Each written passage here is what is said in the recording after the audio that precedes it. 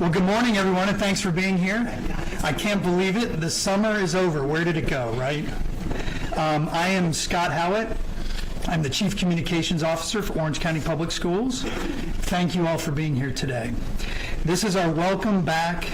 This is our back to school press conference that we do every year, and I'd like to thank Principal Ramsey, the principal here at Dr. Phillips High School, for hosting us here today. Thank you, Principal Ramsey.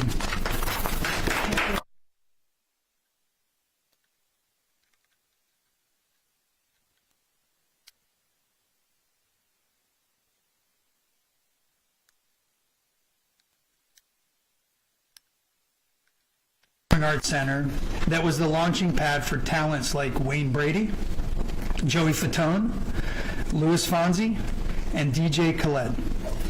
They first stepped into the spotlight here. The construction is thanks to the half-cent sales tax, which was approved by Orange County voters last November. I want to thank the Orange County voters for that.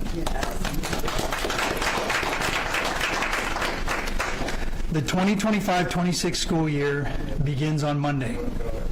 Joining us are school board members that are here with us today. We have Alicia Ferrant, District 3. We have with us Stephanie Vanos, District 6. We have Vicki Elaine Felder.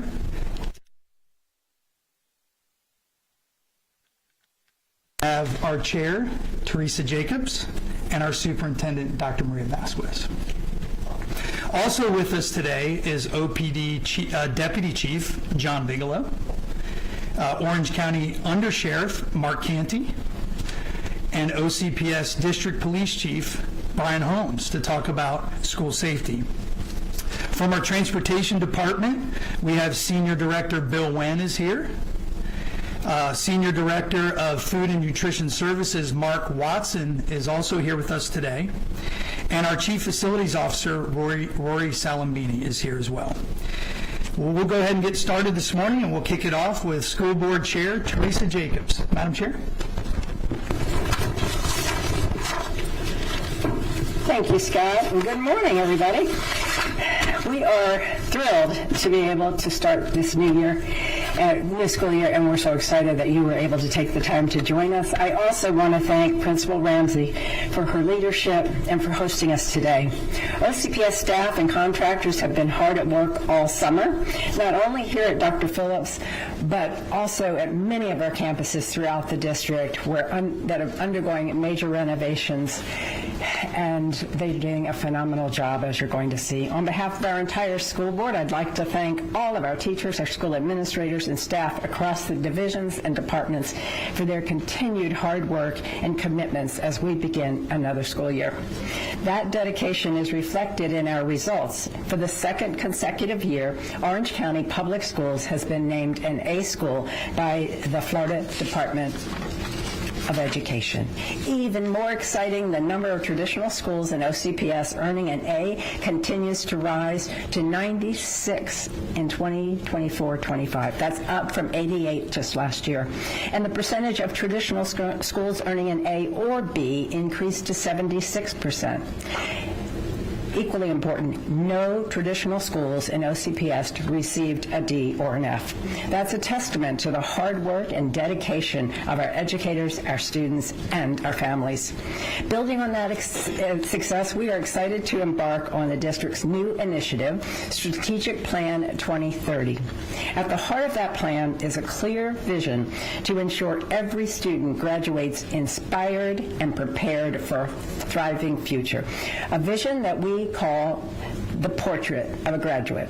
We will achieve this by providing community and neighborhood schools that offer the highest quality academics, arts, and extracurricular activities. Our staff will also continue to deliver outstanding support services for all of our learners, maintain state-of-the-art facilities, and provide expansive choices for individualized learning experiences.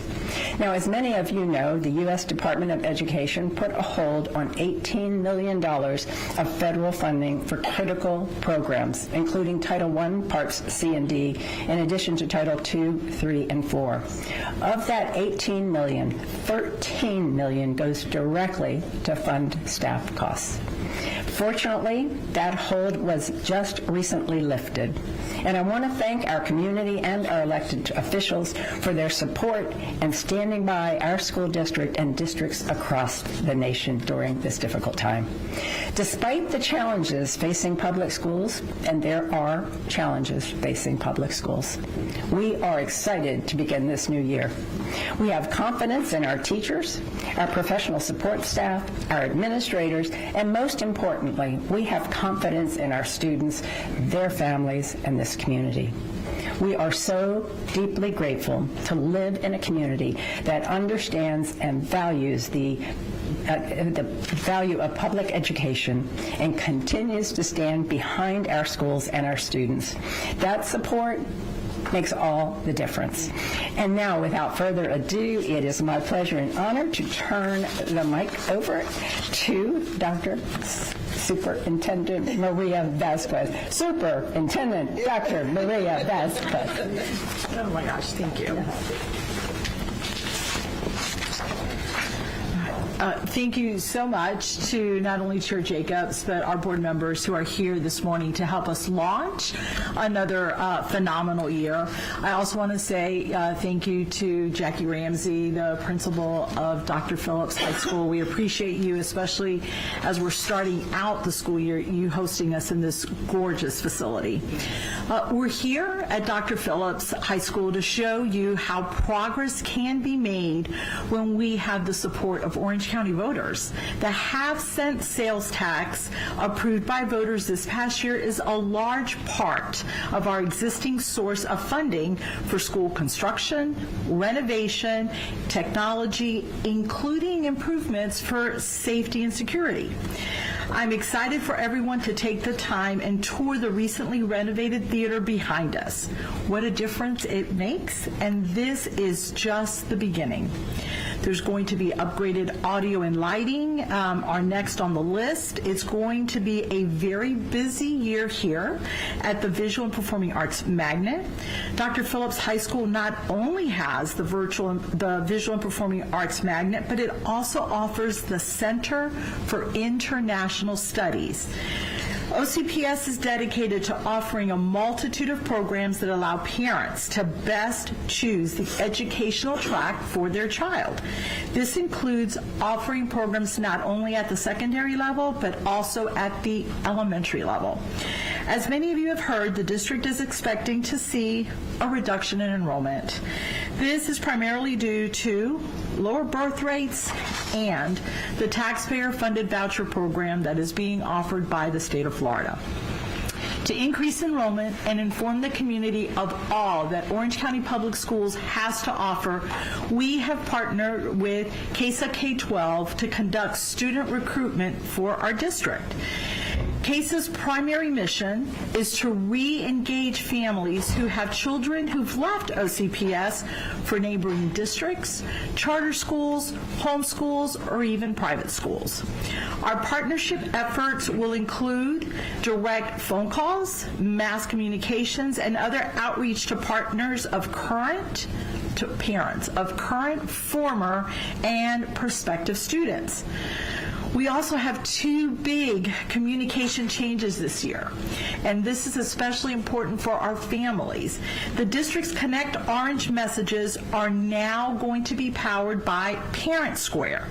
It's a platform that has all of your messages in place, from school to classroom to district communications, and it will be translated into your preferred language. The platform has over 100 different languages. We are asking parents to activate their account so that they can get more features that are offered as part of this platform. But if you don't, you will still continue to get text messages, emails, and phone calls. It's a platform that is more text-driven for our busy families. So I hope they have the opportunity to activate their accounts. The second new tool is Let's Talk. It's a new feature on our website. And as you can imagine, in a large district, it can be somewhat taxing, frustrating, challenging to find information, especially finding information quickly. So this smart tool that we have enabled uses AI to help you quickly find what you're looking for. Instead of searching through pages on our website, you can simply ask a question, and Let's Talk will point you directly to the right information and the links.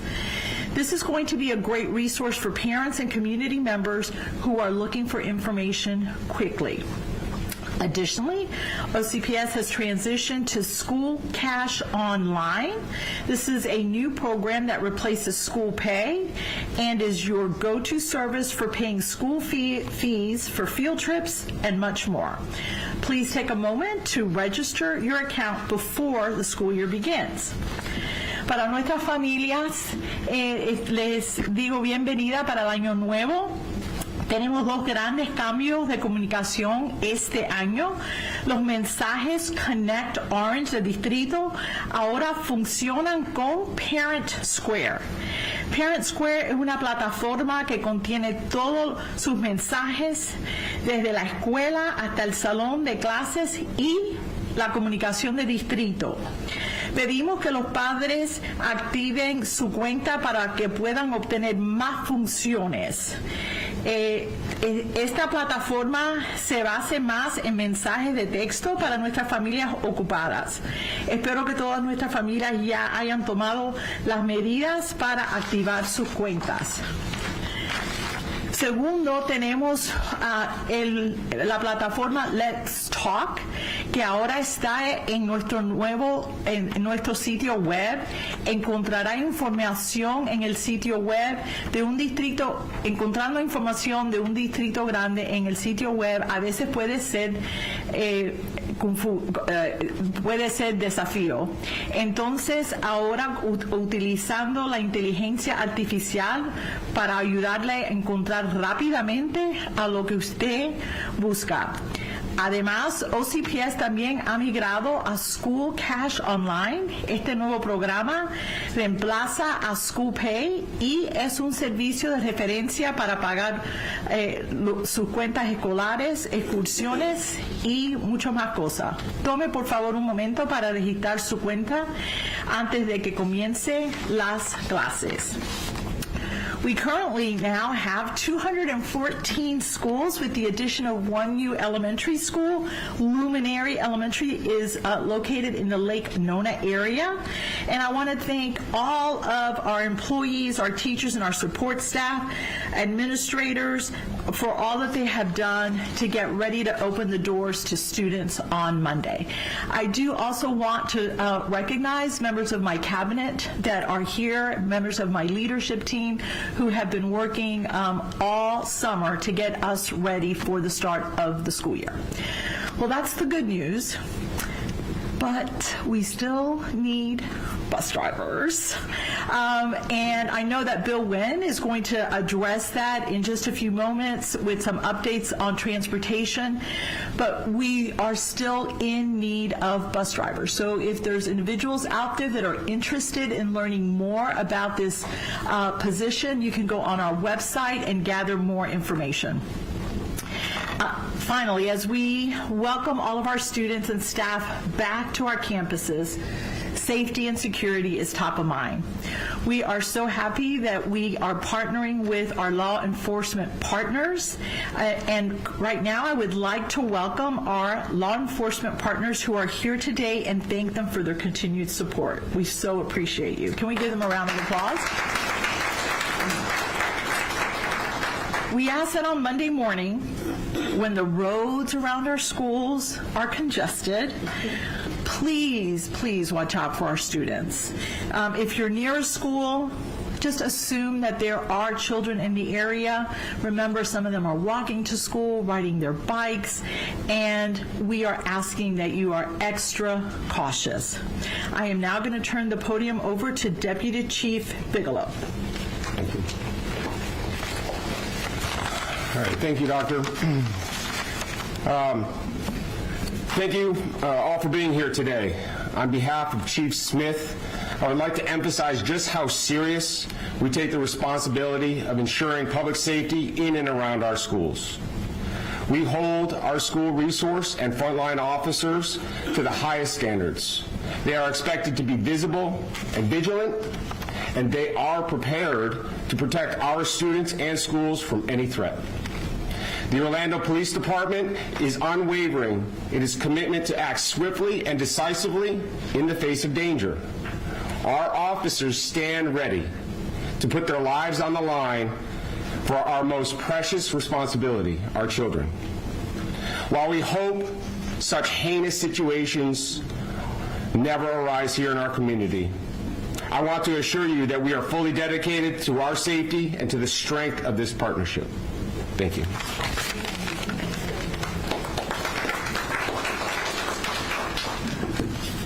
Now we'll bring up Under Sheriff Mark Canty from Orange County Sheriff's Office. Good morning. Good morning. Thank you, Superintendent, School Board, for having us here today. Thank you all for being here. We're glad to be here at Dr. Phillips High School as students and teachers get ready to return to the classroom on Monday. Sheriff Mina could not be here today, but we have a message for every parent as they prepare to send their kids back to school. There is nothing more important to the Orange County Sheriff's Office than ensuring our children are safe in their schools. That is the most important thing for us. Believe me when I say that in Orange County Public Schools, we have some of the best trained deputies and officers anywhere in the country. Our community should feel confident knowing how diligent our school resource officers train and prepare for all situations. Our deputies participate in active assailant training every year, and Sheriff Mina has made clear to them what his expectations are. And his expectation is that they will risk their lives, put themselves in harm's way to protect our children. That is his directive to our men and women, is that they will risk their lives to save our precious resource. When school begins on Monday, there will be a sworn resource deputy in every traditional public school in our jurisdiction. Our youth services section is made up of nearly 200 school resource deputies, corporals, and sergeants, and they are responsible for providing bell-to-bell coverage at 131 schools in Orange County. But our tools are not limited just to the deputies on campus. At the Sheriff's Office, we have a real-time access to roughly 6,000 video cameras in Orange County Public Schools. This is an invaluable resource in the event of a critical incident at one of our schools. Deputies and analysts in our Analytics, Intelligence, and Monitoring Unit, or AIM, can instantly access these cameras and provide valuable information to deputies in those first precious few minutes of a critical incident. I also want to share some news about a new unit that the Sheriff's Office created that will closely be tied to our school resource deputies. In the last several months, we have launched the Threat Assessment Threat Management Unit. It is part of our intelligence section, and it is a clearinghouse for all threats that come into the Orange County Sheriff's Office. The Threat Assessment Threat Management Unit will work closely with our SROs and the Orange County Public School Police to detect, deter, and disrupt any type of threat, but in particular ones that are targeted violence, particularly at our schools. They will find the people that are making these threats. They will either arrest them or provide them the services, and they will monitor them to make sure that they do not become a threat later on. And I think that is a big key is sometimes a person makes a threat, and at that moment it doesn't rise to the level of a criminal act. And in the past, law enforcement has just kind of forgot about it. Our mission now is we are going to continue to monitor them and make sure they don't become further radicalized and that they do not become a further threat to this community. So, thank you. Thank you so much. And as I said, they will work directly with the school resource deputies and the school board police to make sure that our schools are safe. I will also say something about traffic and driving. While being a law enforcement officer is a very dangerous job, being a school crossing guard in Orange County has become very dangerous. I cannot tell you the number of school crossing guards that have been hit by cars as they put themselves on the line to try to protect our kids as they make their way to school. So I will implore you, as you're driving through a school zone, slow down, pay attention, or else we will have deputies out there to write you a nice ticket. So do your part, slow down, protect our schools, and make sure that it's safe for them to get to school. As we prepare for the start of school Monday, I have no doubt that our school resource deputies, with their knowledge, training, and experience, will keep our kids safe. And we will look forward to a great school year. Thank you.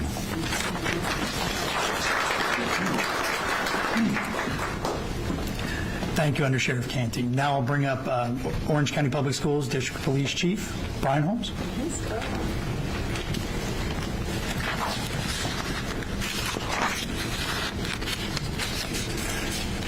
Thank you, Mr. Howitt. We are proud to begin this school year with a full complement of school resource officers on every one of our campuses. The SRO program is the cornerstone of community policing, fostering trust, mentorship, and safety for all of our students. When a school resource officer builds a positive relationship with a student, it becomes a building block for that student's future success and a relationship with law enforcement. That's always a good thing.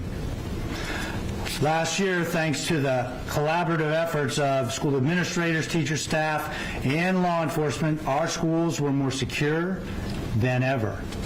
The district continues to work closely with the Florida Department of Education's Office of Safe Schools to make sure that all of our safety and security protocols meet the highest of standards. Our mission is aligned with the school board's vision of preparing and inspiring every student for a thriving future. With the support of the superintendent, school board members, and community partners, we are confident that this year will be more successful than ever. As students return to the classrooms, the district encourages families to stay engaged, communicate openly, and partner with school leaders to create a safe and supportive learning environment. Parents, please check your students' backpacks to make sure they do not have a weapon or other contraband that will put others in danger and forever change the trajectory of their lives. That includes toy guns, airsoft guns, anything that looks like a gun, a facsimile of a gun, and needless to say, a firearm.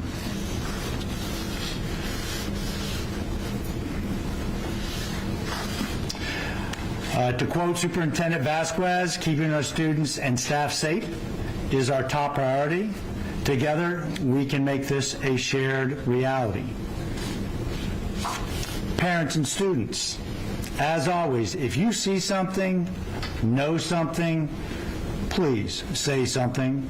Fortify FL is on all student devices, can also be accessed through the internet at getfortify.com. We've also created a new training video to encourage our staff to download the Safer Watch mobile panic alert app on their personal devices. This app enables users to initiate a lockdown or report a medical emergency with a single push of a button. When activated, it instantly alerts 911, school administration, SROs, the district police, and yes, I get that one on my cell phone as well, district leadership, and other key OCPS personnel via phone, text, and or emails. Users can also communicate with 911 through the text and share photos and even videos directly through that application. The Safer Watch app is also pre-installed on all of our OCPS-issued employee devices. And could we go ahead and show the video? This is an important message about Safer Watch, an emergency alert system that allows OCPS employees to initiate a lockdown in the event of an active assailant situation or when there is a serious threat to a school. Hello, I'm OCPS Superintendent Maria Vasquez. And I'm OCPS Chief of Police Brian Holmes.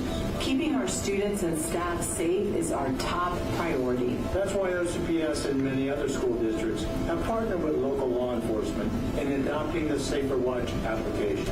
For more information information about Safer Watch, please visit the OCPS District Police intranet webpage and look under the Alyssa Alert tab, or call the District Police Enterprise Security Systems Unit at extension 200-2865. Remember that in an emergency, every second matters. With the Safer Watch app, OCPS staff now have a way to report a medical situation or initiate a lockdown with the simple touch of a button so that you, your students, and coworkers can get the help you need quickly.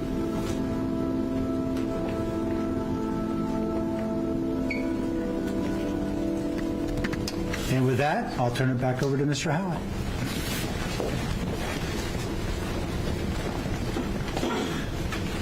Thank you, Chief Holmes. Now we'll bring up Senior Director of Transportation, Bill Wynn.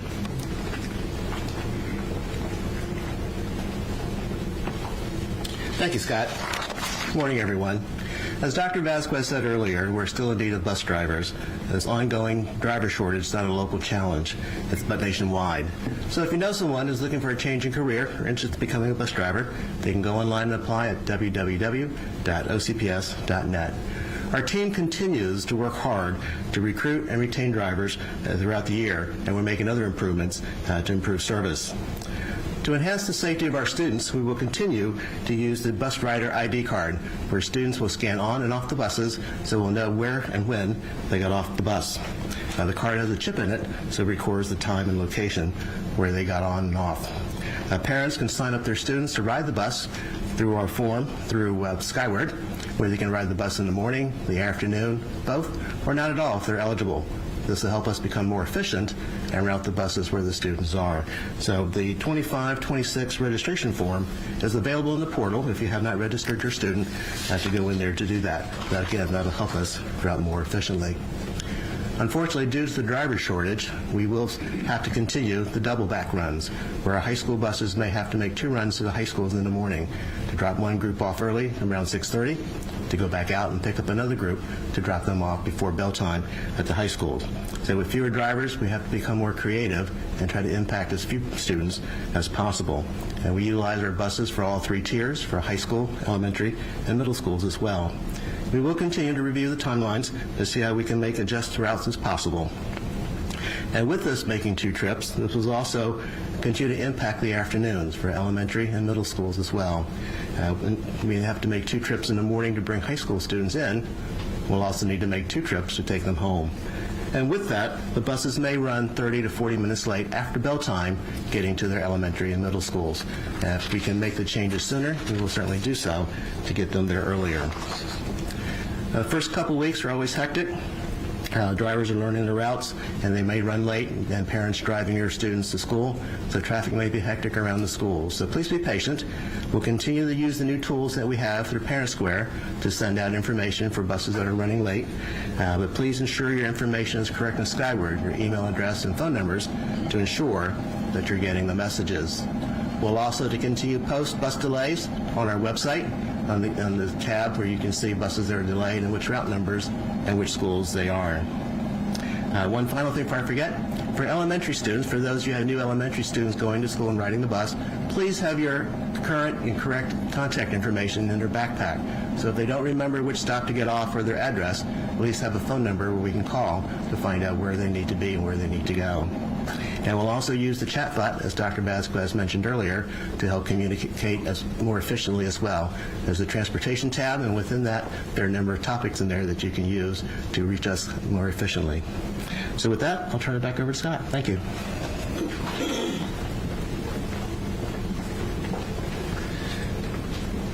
Thank you, Bill. Now we'll bring up Head of Food Nutrition Services, Mark Watson.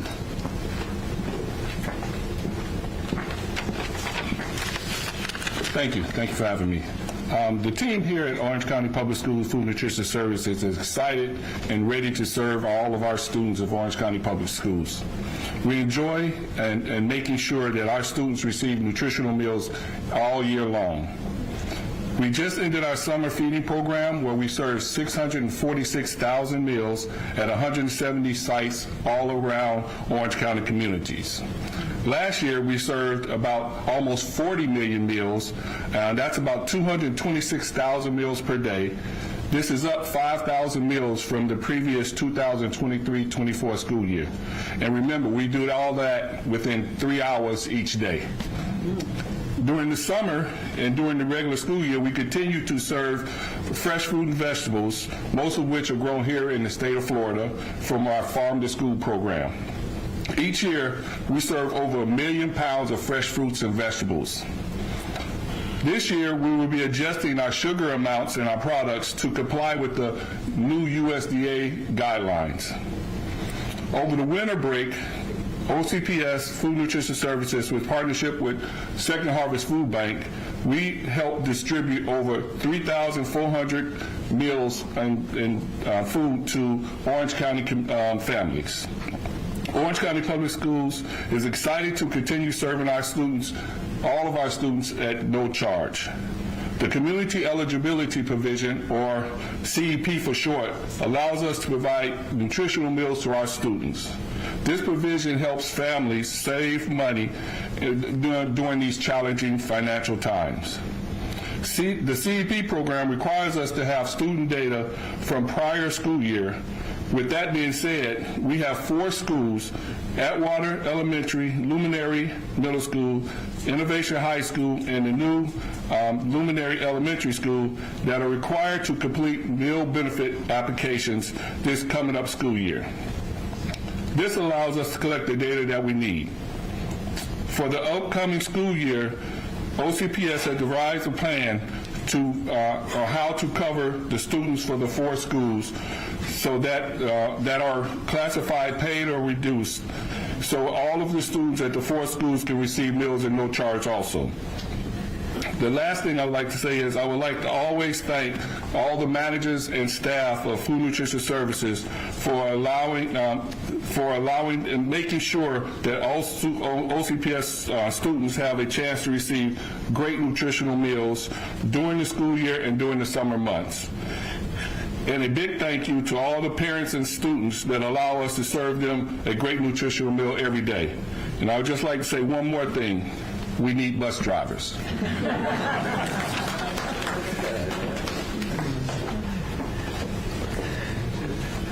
A bus driver plug from the head of Food Nutrition Services, so that's how important that is. So now I'd like to bring up our Chief Facilities Officer, Rory Salambini. Rory?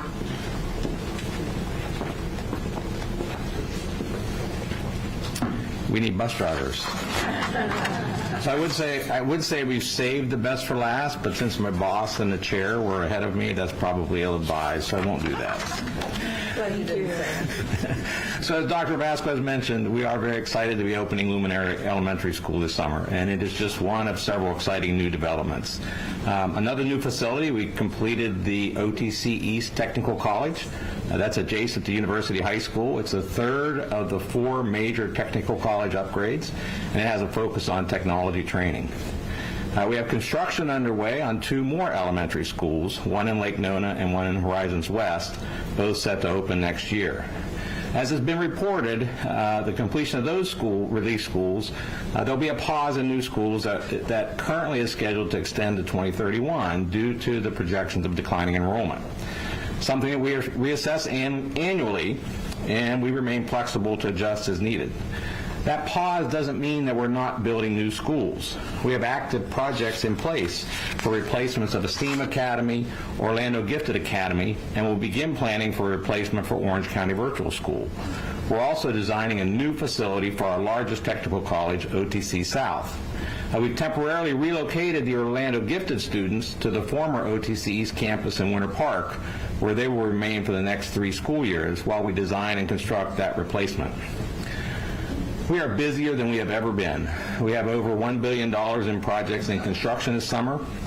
They include $90 million renovations at Colonial and Winter Park high schools, 8 other large campus-wide upgrades. Thanks to the support of the voters of Orange County and extending the half-cent sales tax, we're going to launch 5 or 6 similar major projects every year. We'll also complete projects soon, adding classrooms at 6 campuses later this year, and are planning 5 more classroom additions to eliminate portables, including here at Dr. Phillips.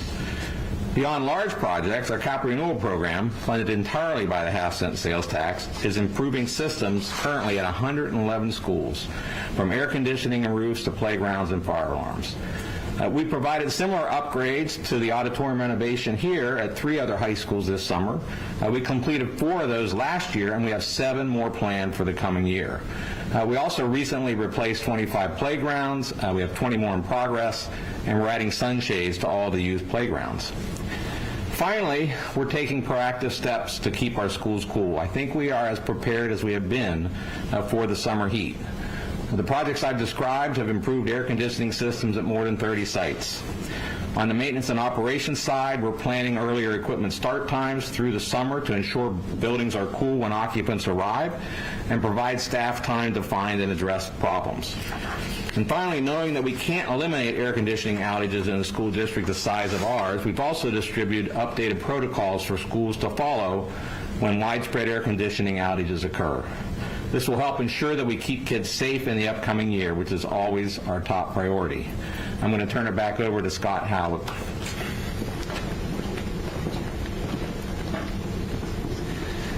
Thank you, Rory, for the update. We appreciate it.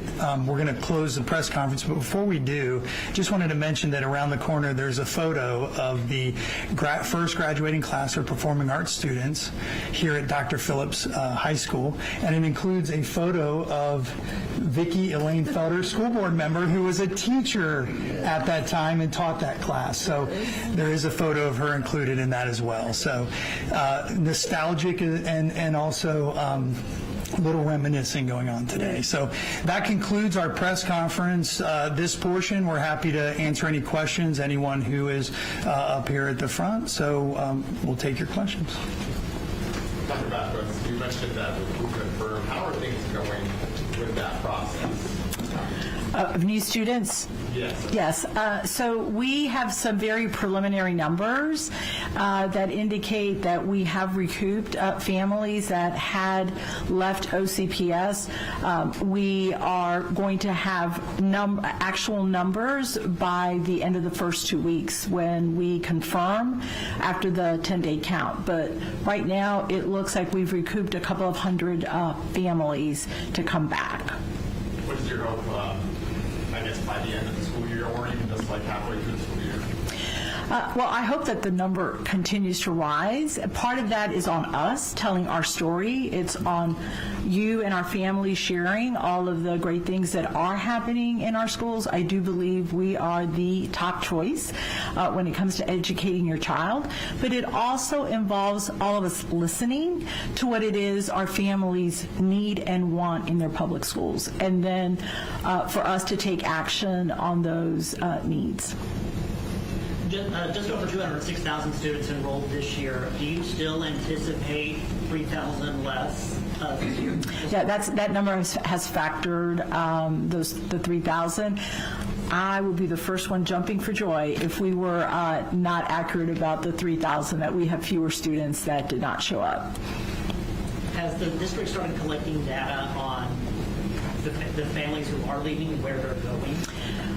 We have done surveys and calls to families that have left, aside from what CASA is doing. And the surveys that we put out to our families indicated that the reasons they were leaving, some of them were for more specialized programming, especially students with unique abilities. We had some families that left because of relocation. We did have some families that shared concerns about bullying and discipline. But where they are going to, we can track when they re-enroll for most of those cases. And so a lot of the students, families, have taken advantage of the voucher program, and we are going to hopefully be able to better track that in conjunction with the state. There have been some issues tracking them, and the state has worked on some adjustments for this upcoming year, and that will certainly help us to be able to better monitor families that are leaving. What about cuts in the classroom? Are there any cuts happening this year? No, the only adjustments that were made were based on projected enrollments. And so and we do that every year. That's not new. What will happen now at the 10th day is that we will adjust based on enrollment. If schools had more students show up, they will gain allocations in dollars. If there were schools that families did not show up, their enrollment is down, then we will adjust for that as well. But again, I want to make sure that is something we do every single year.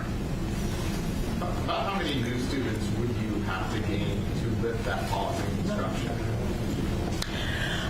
I would have to get back to you on that, but I would say that we were at 209,000 over the last 2 years, and so at least getting to those numbers where it would trigger a school being over capacity and then requiring a new school. And we still have growth in some of the areas. As Mr. Sambini mentioned, we have a school that's opening next year in Lake Nona and in Horizons West. Those are the two areas that have continued to see growth. Also in the Apopka area, there's a lot of construction. And so the numbers would be something I'd have to get back to, but I would say at least to where we were. And then not just maintaining that number, but seeing the steady growth that we had seen for the past several years. Superintendent, just a quick question in Spanish for our community. Yes. Hemos escuchado que las familias están preocupadas por la situación migratoria que se está viviendo en el estado. Muchos piensan no enviar a sus hijos a las escuelas por temor a las redadas. ¿Cuál sería su mensaje para esas familias y esa comunidad? Y también cómo va a estar trabajando el distrito escolar en cuanto a las leyes migratorias. Sí. Voy a repetir la pregunta en inglés y luego le voy a dar la respuesta. So the question is around the concerned families families who have children who are they're immigrants, the legislation around immigration, how are we dealing with that, and then how are we helping our families? Nosotros pensamos que la escuela es el sitio más seguro para nuestros niños. También tienen los servicios que necesitan para poder seguir con la aprendencia. Nosotros tenemos los mismos sistemas que tenemos para cuando venga cualquier policía a nuestra escuela. El año pasado creo que tuvimos nada más que una situación en nuestra escuela donde vino una persona de inmigración y la escuela llamó a las oficinas legales de nosotros les dimos la dirección, los niños no estaban con nosotros, pero el sistema que tenemos funcionó. Para las familias no le puedo quitar el dolor que ellos sienten. Lo que les puedo decir que nosotros, cuando los niños estén con nosotros, tenemos que seguir la ley, pero los vamos a proteger lo más que nosotros podemos durante lo que la ley nos permite. Pero le estoy diciendo que es el sitio más seguro para ellos. Que por favor no tengan miedo, que llamen a la escuela. Tenemos familias ahí, tenemos familias que son inmigrantes que tienen a los niños ahí. También tenemos personajes en las escuelas y en el distrito que los pueden ayudar. Y esperamos que ellos entonces manden a los niños a la escuela. ¿Está bien? So what I shared is that I believe our schools are the safest place for our children. They are able to get the education they need, the support services they need, and that we will have to follow the law. But within that, we will keep those children safe. I also mentioned that we only had one situation last year where we had, I believe it was an ICE agent that came.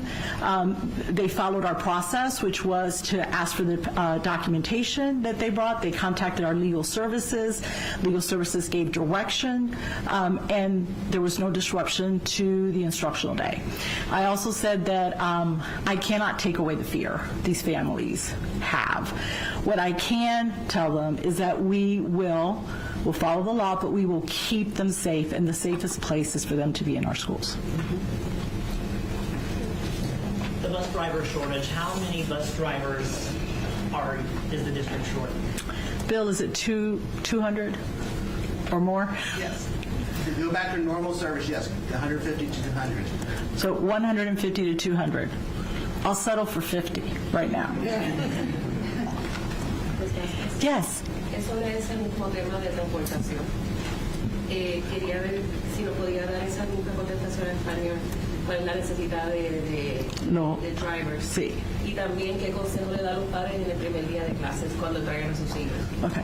So she wants me to repeat the response about the need for our bus drivers in Spanish, and I'll do that. And then what's my message to families? And so I'll share my message to families in English as well. Nosotros necesitamos conductores para nuestros autobuses. Necesitamos entre 150 a 200 personas.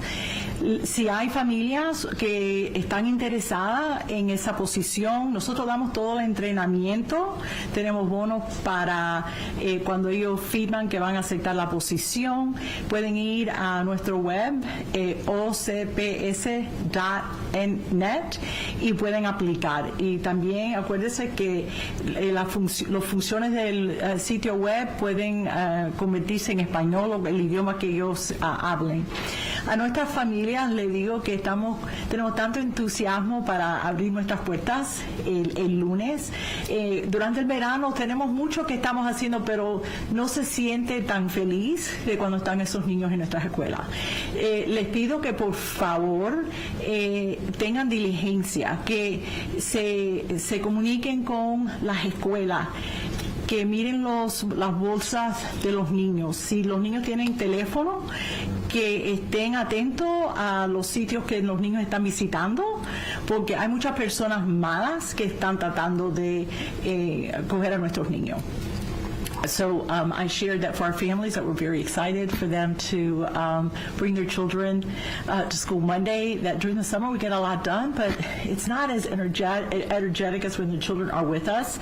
I also ask that our families engage with our schools and that they be vigilant, that there are a lot of bad people out there that want to take advantage of our children. So check those backpacks, look at what they have on their phones or social media, because working together we can ensure that they're safe.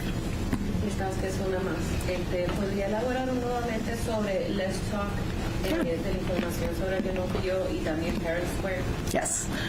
So Let's Talk is the application that it's a platform that we're using that consolidates all of our messaging. Many parents would say, oh my gosh, I'm getting a phone call, I'm getting a text message, I'm getting 2 phone calls. So this new system consolidates all of our messaging, makes it easier at the school site, at the district level, to push out information in an easy way for our families. Now, if you want to customize that, in other words, you don't want the phone calls, you just want the text messages, or you want things delivered at a certain time, you're able to do that when you go on to the app and customize it. Para nuestra familia tenemos una plataforma nueva que estamos usando para poder comunicarnos con ustedes y que ustedes puedan comunicarse con las escuelas, maestros y el distrito. Es un sistema nuevo que esperamos que va a ser más simple para nuestras familias recibir toda la información. También la información la puede recibir en más de 100 idiomas diferentes. Si usted es una familia que a lo mejor no quiere tener llamadas, que nada más que quiere la información en texto, pueden registrarse y la información se le puede mandar solamente en ese modo. Okay. And the next one was Parents. Oh, I'm sorry. I said Let's Talk. Sorry, that was Parent Square. Let's Talk is the new AI tool that we have incorporated into our website. One of the things that we really want to improve on is our transparency and our communication with all of our stakeholders. And we do that primarily through what's on our website. That's the easiest thing that families and stakeholders can reach out to. But there's a lot of information, being the 8th largest district in the country.